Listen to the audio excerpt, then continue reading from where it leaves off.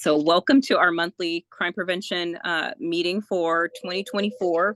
We are in 2024, guys, and I'm excited about it. We wanted to kick off 2024 talking about some things that we know are important in our community. And one of the things that we wanted to talk about today was robbery prevention. Outside of homicides and shootings, which fortunately for the city of Richmond, as you probably saw in the news, are down significantly. We know that robbery is one of the most serious crimes that you can face, after those other crimes have occurred. And so we have been noticing a trend in robberies around our ATM machines and robberies that have affected people who are going to use ATM machines. So what I'd like to do is I'm going to turn it over to Detective Hodges to talk a little bit about what he's seen as some of these trends that have been happening in the city. And then after that, we'll have Sophia Ayala, who is our crime analyst, talk a little bit about some of the statistics around the trends. And then if there are questions, we're going to have some questions and answers. I do want to make sure that I acknowledge, I just see that our city manager, Sasha Curl, just joined us. And thank you so much for joining us. We appreciate it. And I also see that Carla and Al Perez, who are the chair of our Crime Prevention Executive Board, just joined us. And of course, you just heard from Miss Myrtle Braxton, who is also a member of our Crime Prevention Executive Board and actually one of the founders of crime prevention. We would not have crime prevention in the city or any of the work that we do without Miss Braxton. So we always want to continue to acknowledge her. And with that, I'm going to turn it over to Detective Hodges. Hello, thanks for having me. Recently, and it's Bay Area wide, it's not just Richmond specific, but Bay Area wide, there's been a lot of what people are calling smash and grab and also robberies, your typical robberies. But with this, what they're doing with the smash and grabs is they're a lot of times watching people. A lot of it's from ATMs specifically or banks or anywhere where people are pulling out money, typically like large amounts of cash. They're watching them, a lot of times following them to a certain location. And then when that person leaves their vehicle, they'll smash out the window, take whatever belongings they have to include that money, purse, what have you. And then they're taking off. Or what we're also seeing is just sometimes in the broad daylight, they're just following you to wherever you land. And a lot of times, unfortunately, it's your home, your residence, and they've been following people to their driveway and robbing them there. And sometimes at gunpoint, there's been a few knife and then, of course, strong arm robberies. The sheriff's office, not to speak on their behalf, but they just had one this week, I believe, where the victim was followed from a bank. And then in traffic, broad daylight, the suspects who were following them at a red light ran up during the red light as everyone was stopped, smashed out the window and took the purse and the money. So they're doing it. They're getting pretty brazen about it. They're doing it kind of almost anywhere. And people just need to be aware of their surroundings.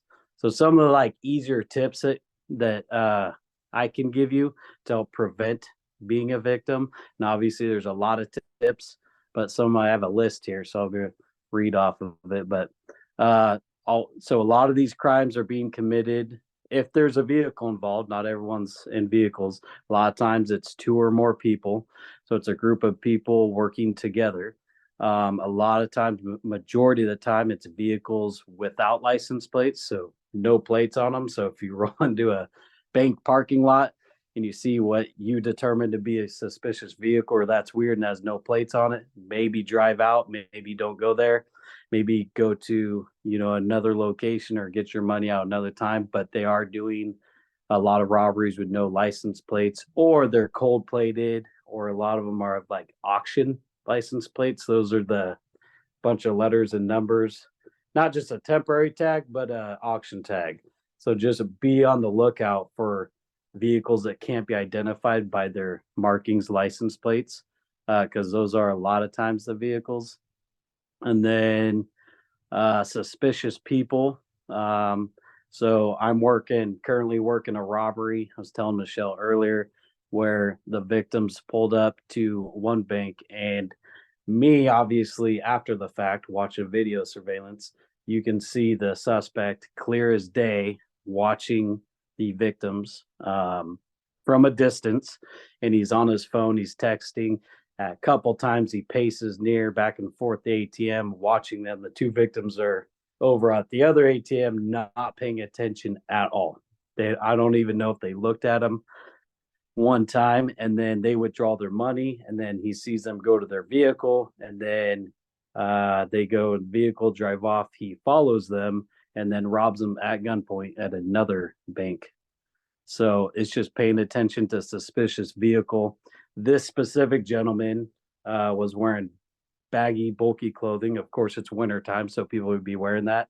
And he had his hood up and had a face covering, completely covering his face. So those are just some things to be aware of.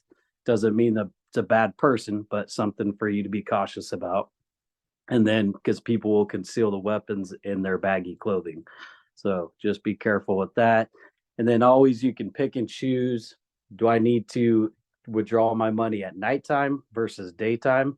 And going back to people being the suspects being brazen and doing it in broad daylight, yes, they are, but maybe it's safer to do it in the daytime when the banks are open versus withdrawing at nighttime where there's less people, to include less witnesses for you. So when that robbery occurs, there's a lot of witnesses and people to help you during the day, not so much at nighttime.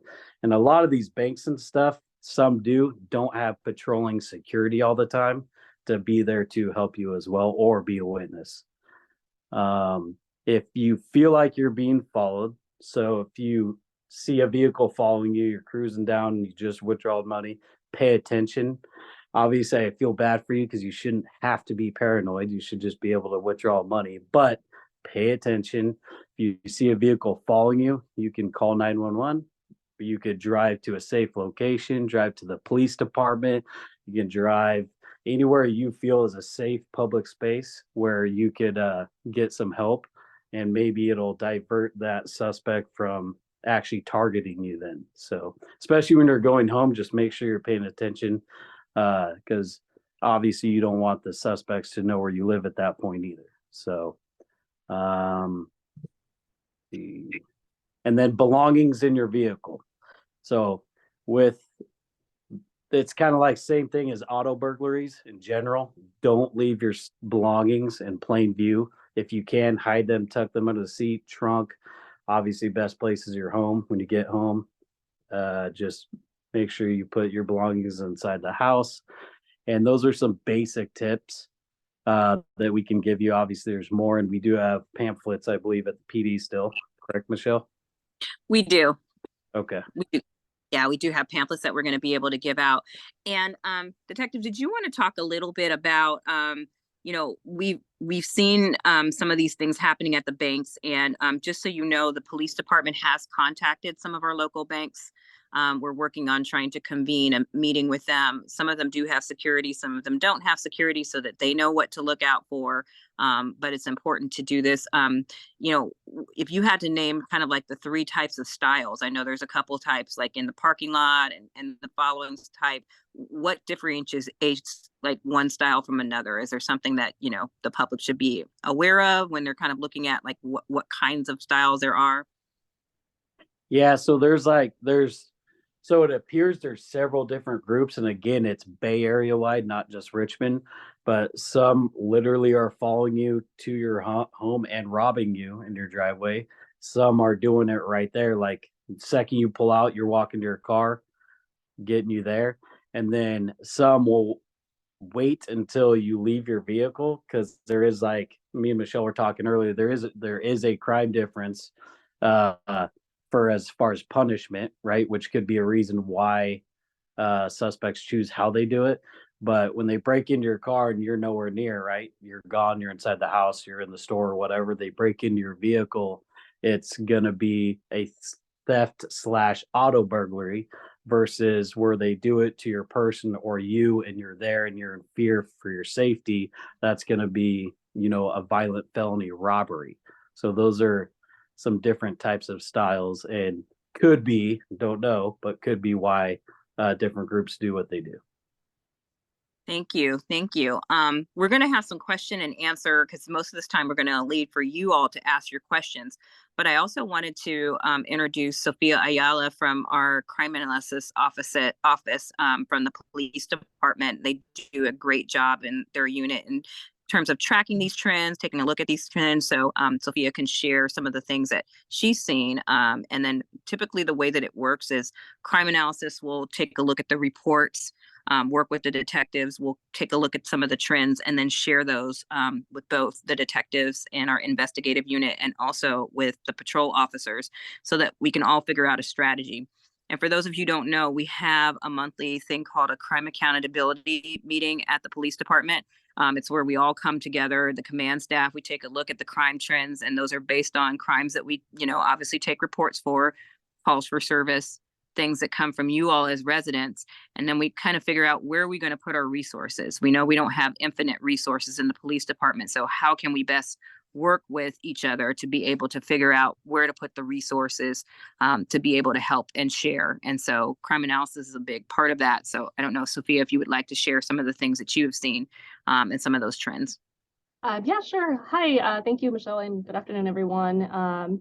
So yeah, like Michelle mentioned earlier, we have noticed an increase in robberies, specifically with that new trend where the robberies are occurring near banks, and specifically along the McDonald Avenue corridor. There's multiple banks in that area. We have Wells Fargo, we have the Bank of America, we have Mechanics Bank, Citibank. So just, of course, making sure that you're aware of your surroundings. And just for statistics, our robberies did increase 16% in 2023 compared to 2022.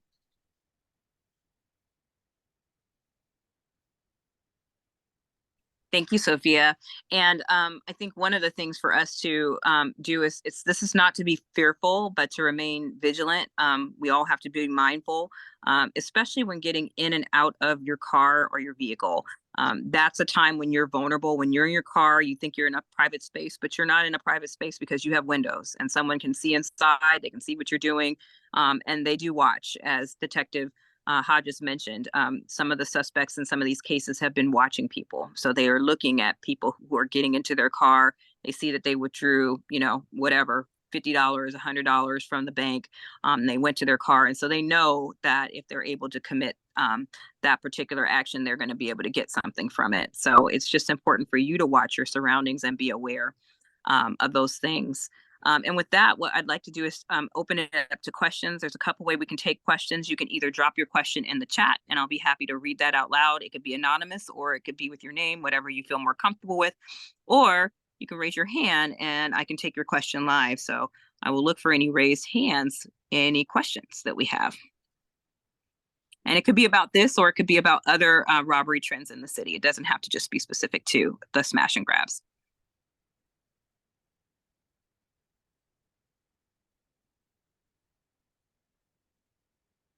Sorry about that. Just looking. We might have a short meeting if we have no questions.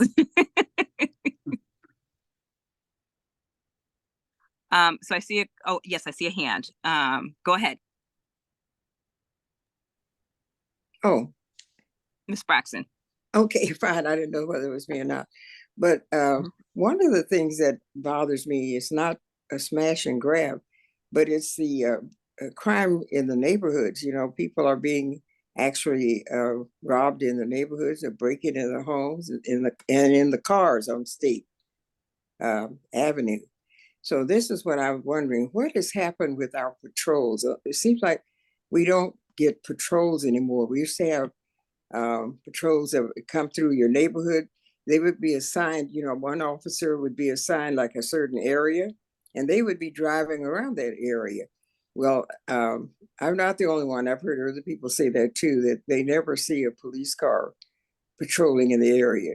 Matter of fact, it's very rare to even see one on Cutting Boulevard where the traffic, nobody pays attention to the red lights or the stop signs or any of that thing. So I just wonder, what is the problem there? I realize that there's a shortage of staff, but do we not have our beat officers patrolling anymore? That's really my question. Thank you. That's a good question. I can take a stab at that, but Detective, I'll let you go. Okay. Yeah, so you nailed it for the easy answer. The easy answer is it is staffing. We're super short. And especially specifically, we're trying to get our traffic unit, I believe, up and running again because I've seen it too. There is a lot of people, they drive fast, they blow red lights, stop signs. And we used to have, before our staffing went super down to where it is, we used to have, shoot, I think 8 to 10 motor officers or traffic officers that specifically enforced those areas. But that was depleted over the last few years, basically since the COVID era timeframe, 2019, 2020. And we did not have a traffic unit anymore. And then the patrol officers, so we do still have officers assigned, one officer to each beat. However, the officers, you may not see them all the time, but they are out patrolling, but they're also responding to a lot of calls. So when an officer, say for example, takes a robbery case, right? That could take that one officer that works in beat 7. He could be working that case for 2 hours. Like it can take time because they got get video surveillance, do follow up, meet with the victim at the hospital, and that does tie up and take that officer out, sometimes out of your beat for 2, 3, 4 hours in a 10-hour shift. So those are, and so a lot of it is calls for service. And then another reason your officer and your beat may get pulled away is if that officer, for example, say he's the beat 7 officer, but a priority call comes out, say a shooting in beat 1, that beat 7 officer is going to be tied up on that shooting on the south side for quite an extensive time period. So those could be some of the reasons why you're not seeing them. And then again, our staffing is just so short right now. It's getting better though. We are starting to hire people, and we are training new recruits up, so it's getting better. But I would say, which a lot of citizens don't like to hear, but it is the staffing issue is the main problem. Yeah, and I would also add to that, I think that it's important, if there are areas, because we do respond to calls for service where you see that, there's more services needed. It's great, and I think it's important for residents to email us, call us, and I encourage that. But also, if you see something happening, and I know I'm speaking to the choir with Ms. Braxton, please call it in at that moment, because that's what gets a call on the board, and that's what gets an officer out to you. If you need extra patrol in an area, you can actually call that into dispatch, and that will be broadcast out on the board as a call for patrol in that area. So that's another way to get officers out if they're not there. And I do see Katrinka and Carol have their hand up. Before we go to them, I just want to say that our weekly overview, in our last week, we answered 1,781 calls for service. And of those that were 911 was 691. So that's quite a lot of calls for service that end up tying officers up. But that being said, you are residents, this is your city. It's important for you to feel safe and that you can call the police. And if you feel like you're not seeing enough of your patrol officers, please feel free to work with me. We'll try to get more patrol in different areas of the city and neighborhoods to be able to respond to you. And we're happy to work with you. You all have district lieutenants also that can work within those neighborhoods and help to provide additional service. So that's a great question. And thank you, Ms. Braxton, for bringing that up. And I think that's a point that we all need to work towards to get better for 2024, because I know all of our neighborhood police service. I see Katrinka, then Carol, and then Cordell. Go ahead, Katrinka. Can you hear me? Great, thank you. Thank you, Michelle. And I just want to thank our all of our officers for all the great work that you all are doing. And Michelle, quick question. So I live out in Carriage Hills North, and I know this is not just an issue for us out here in our area, but we've had the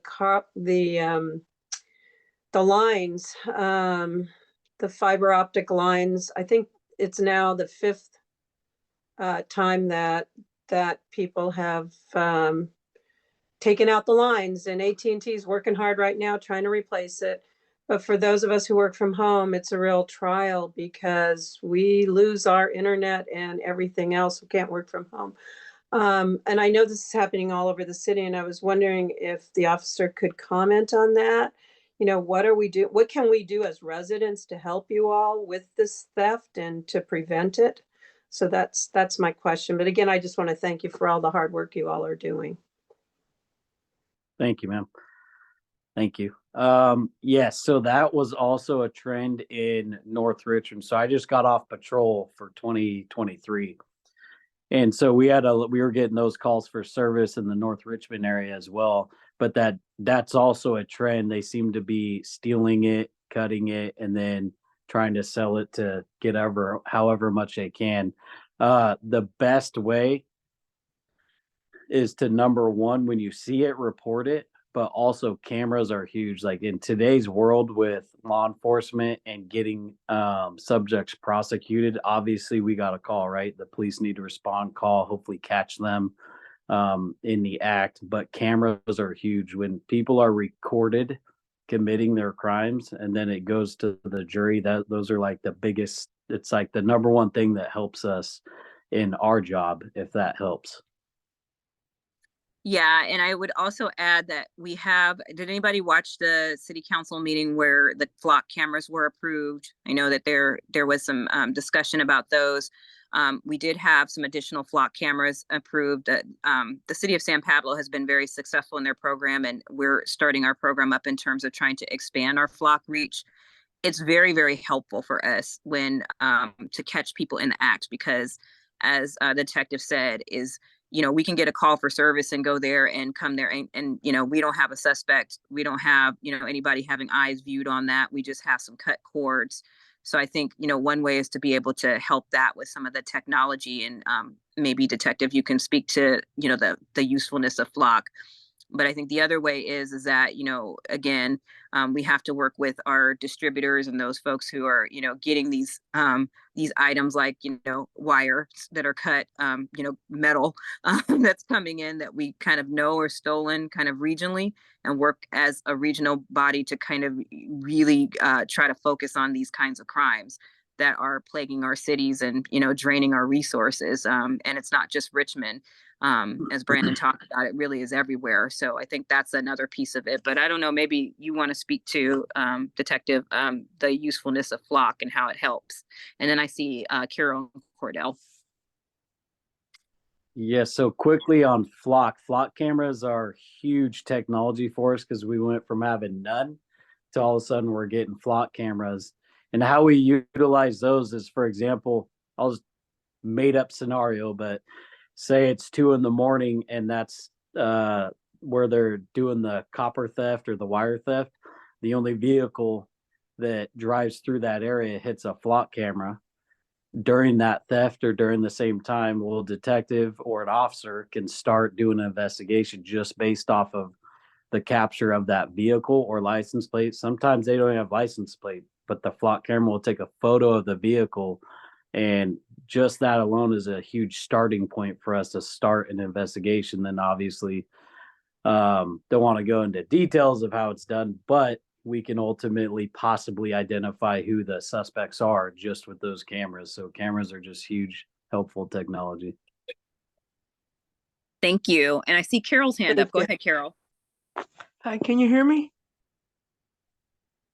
Yes. So I have a little bit of a sore throat, so excuse me, but thank you for your presentation. So my question is about, because I know somebody that called the police and they reported that something was happening.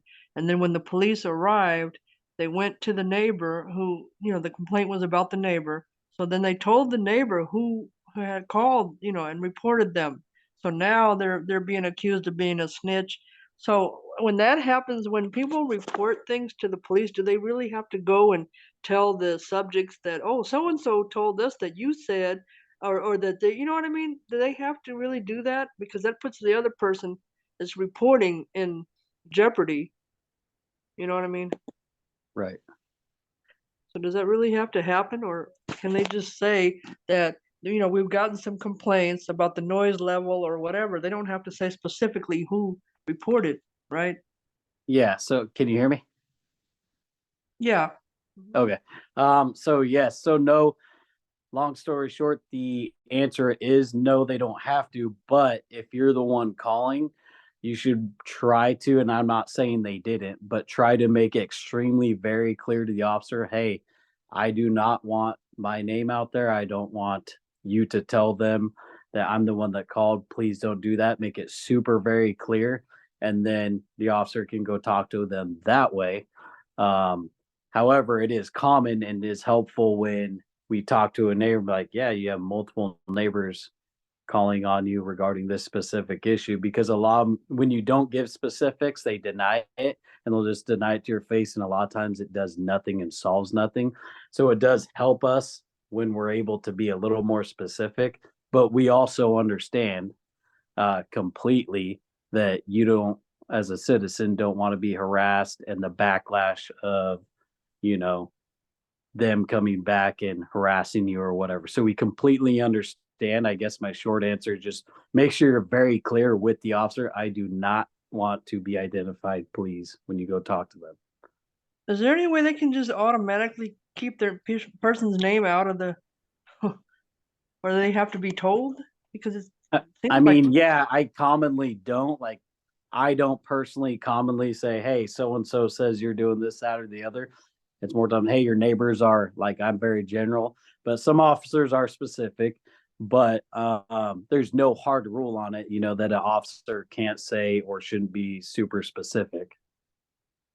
I think what we could do, Carol, is, bring that back to senior command staff about, how issues are approached. There are some times when it's important to be specific, but then again, I think one way that all residents should know is you can always remain anonymous. You can always say, I want to remain anonymous. You can say that with dispatch, or when you call something in. And if that is the case, then you'll be anonymous. So that is an immediate tool for you. But I think, in terms of practice and policy, you and I had discussed this. I'll definitely take this back to command staff for consideration. I see Cordell's hand is up. Go ahead, Cordell. Yes, can you hear me, Michelle? I can hear you. Yeah, so thank you, Brandon. After listening to the discussion, so first of all, I do miss the dog Gunner. It's like that dog is like smart as a whip, and I said, "Oh, he would sniff out like a bandit, like in a heartbeat." Thank, So thank you. I that appreciate it.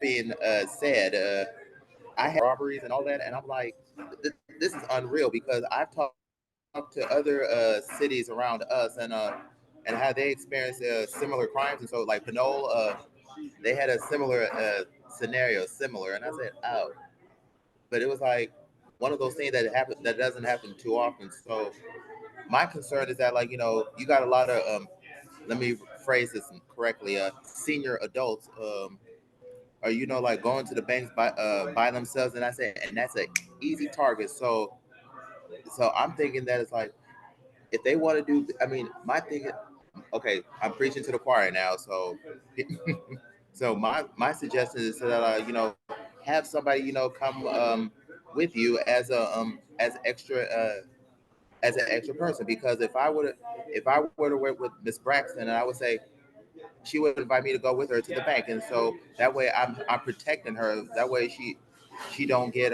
robbed or attacked. So that's my memo to the group. Absolutely. Very good. Very good advice, Cordell. And I would suggest that you do go to the bank with someone if you can and not go alone. If you have to go and run in and out, come in, come out, get in your car, leave. Don't fool around in your purse. Don't fool around doing a whole lot of things. Be very brief. And I would not let, especially I think we need to be protective of our seniors and, and others in the community. Having the ability to buddy up is really important. So I think that would be very helpful. So those are very good tips. I see Miss Braxton has her hand up again. Go ahead, Miss Braxton. I think you're still All right. muted. There you go. I was trying to unmute. The other thing I wanted to ask too, because I noticed this happens about the cameras on the freeway and the cameras in the cities, and everybody complains. I think we used to have cameras, I think, Michelle, where there was a lot of dumping. So because most of that is done by people who do not live in this city. So this is more a statement than a question, but I hope we're considering like the red light cameras, running the red lights and all that kind of stuff. If you're not committing a crime, I don't see where you have a problem with a camera, you know. So I mean, if it takes a picture of my car, because we have a camera. Every car that goes around this circle sets off that camera. So I see every car that comes through here. I don't see what the problem is. If you're not doing anything wrong, why are you so afraid of having your picture taken? I said it was more a statement than a question. Thank you. No, thank you, Miss Braxton. I know that when, I was here long enough to remember when Chief Magnus was here and we first started talking about the CCTV program. And I know that there were questions in the community about the cameras and the policy and how it would be used to protect people's privacy. And, a lot of times in public spaces, there's no reasonable expectation of privacy, especially when everybody has a cell phone in their pocket. You can be videoed at any point in any time of day. But I think it's just important. We have a policy that's in place that, is thoughtful, so that we're not trying to invade people's privacy, but we're trying to really put together a tool to help officers be able to have a second set of eyes to solve some of these crimes. I'll give you some examples. Human trafficking. So I can't tell you how many times in the past week I've gotten emails, calls, seen it on the message boards online, concerns about 23rd Street and 24th Street connected to human trafficking. So one of the things that those cameras will be useful for is for us to be able to identify what's going on. Because of some of the new changes in state law, there have been changes in terms of how the police can actually approach or identify someone they suspect is involved in human trafficking, which means you can't actually ask directly anymore, just based upon that person's appearance. And there's reasons why that was instituted. And there's a bunch of debate between different sects of advocates of whether that law was helpful or not helpful. But I do think that having the cameras is a very helpful tool for us, because we can see if there's some exploitation that's being that's happening, and we can identify someone. So they are a very helpful tool. They're not the panacea. They won't solve everything, but they're a tool in our toolbox that can really help us and, move us forward. So thank you for bringing that information up about the camera system. And Cordell, I see your hand up again. Yes, I just remember the other thing I was going to bring up. I have noticed that in the past, like, that there are a number of banks along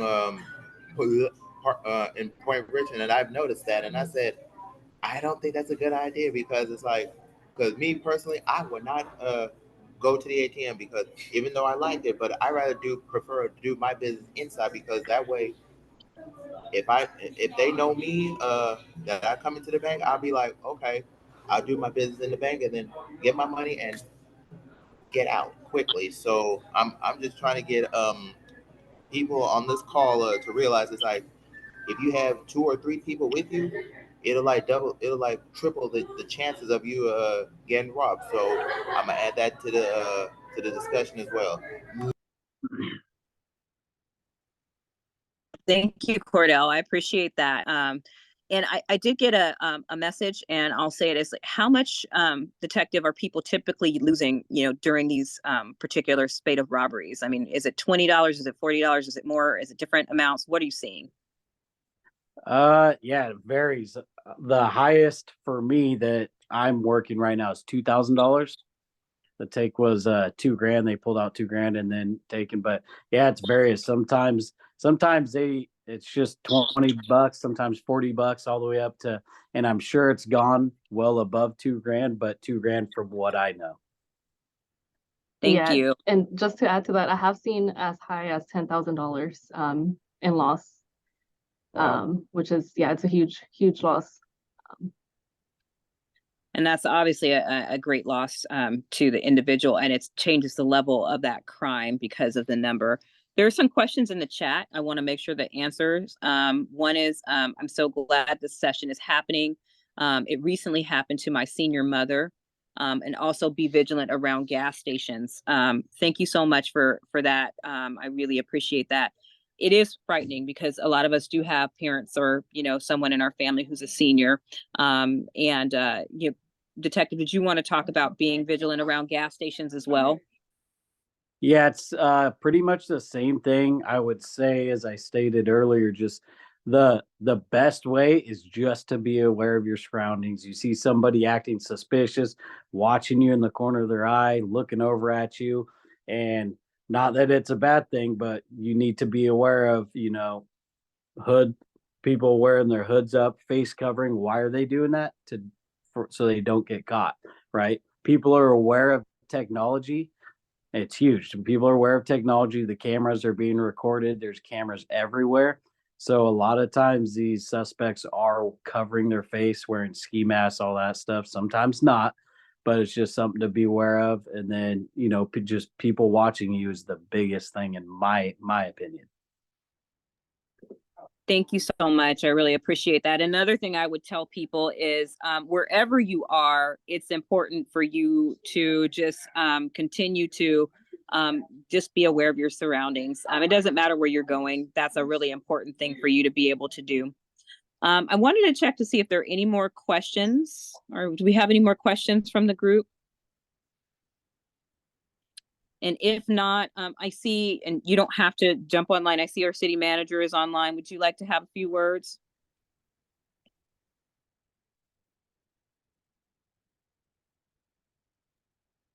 Michelle, I'm here talking with your favorite colleague, Miss Velasco, multitasking. Oh, that's wonderful. Hi, Lena. So It's I just wonderful want to to thank see you both. too. Thank everyone involved for participating today, and I really appreciate the community engagement work that's happening. I think it's really important that we prepare our community as things change in our environment. And again, Michelle, Brandon, and everybody else involved, thank you for setting this up. Thank you so much to our city manager for joining us. That definitely means a lot to take time out of your day to participate in this meeting, and we appreciate that, as well as everyone else who joined on the line. I just wanted to acknowledge that next month we are hoping to have our block captain training. So again, if you have someone who wants to start a neighborhood watch, that meeting will be a little later in the day. We're hoping to sign up at least 30 people, or hopefully 30 new groups that want to start neighborhood watch throughout the city. You'll get a toolkit. You'll learn how to sign up your neighbors, get your block group going on your block, how to get window signs, how to get the metal signs, how to communicate with the police department. If your neighborhood watch kind of fell off during the pandemic, it's a great opportunity to kind of get them recharged. If you're part of a neighborhood council and your neighborhood council wants to get involved and have a neighborhood watch subcommittee or business watch subcommittee, you can get that involved too. So I'll be sending out the information. We also have another community meeting that's coming up for those of you who are not aware. So we have rescheduled our AB 481 meeting, which is our mandatory meeting that we're going to be having regarding our police purchasing policy of military equipment. It's something that we do every year, and you'll have an opportunity to kind of see the equipment and make recommendations and ask questions. So that will be happening on Monday, February the 5th. We were going to have it tomorrow, but we realize that conflicts with the library. So I hope all of you all do come out to the library meeting. We're going to be talking about our library renovations and what you would like to see as residents for our library moving forward. I have another hat. I am the president of the Richmond Public Library Foundation. So of course, we're excited about this, and we were happy to be able to support the initial grant writing process to get the grant going to the state to help with our library renovation. So I hope you come out to that, and I look forward to seeing you guys soon. I missed you all during the holidays. Mm-hmm. And Michelle, I have some good news too. What's your good news, Cordell? The good news is that let's see, coming up on February the third Friday in February, there's going to be everyone's invited to the Richmond Rotary Club weekly meeting. It'll be held on the 16th. That's the date, the February the 16th at 12:30, and it's $25 for lunch. And our speaker for that one is going to be we're going to have a speaker to talk to us about the Make-A-Wish Foundation. So it's if you ever heard of this organization, come and hear more about it. It's really a good meeting, and that includes lunch too. I think there might be some lemonade. Who knows? So please come on February the 16th. Thank you, Cordell. Cordell is our resident community calendar keeper, because any meeting in the city that is going on, Cordell about and is able to announce it. So I really appreciate that, Cordell. And With I'm that, also the community. I'm the community liaison for BPAC. is there a committee that you're not on, Cordell? I'm on Park Plaza Neighborhood Council. Tentatively, we're still on. We have not had no meetings since our president has been has had a setback. So, but we're gonna be back up and running at some point. Well, I appreciate you, and I appreciate everything that everyone does. Let's make 2024 a great year for Richmond. Our crime levels are going down, but we can do better. We can continue to do better, and together we will. So let's continue to work on some of the issues Ms. Braxton talked about. Patrol, we're going to continue to work on staffing and flock, and building our neighborhood and our community policing model back, after this episode of change in the pandemic. And I think that there's good things in store for Richmond in 2024. We just have to keep working towards it. And you are the best part of that. So thank you all. And I look forward to seeing you next time. Thank you. All right. Bye-bye. Thank you.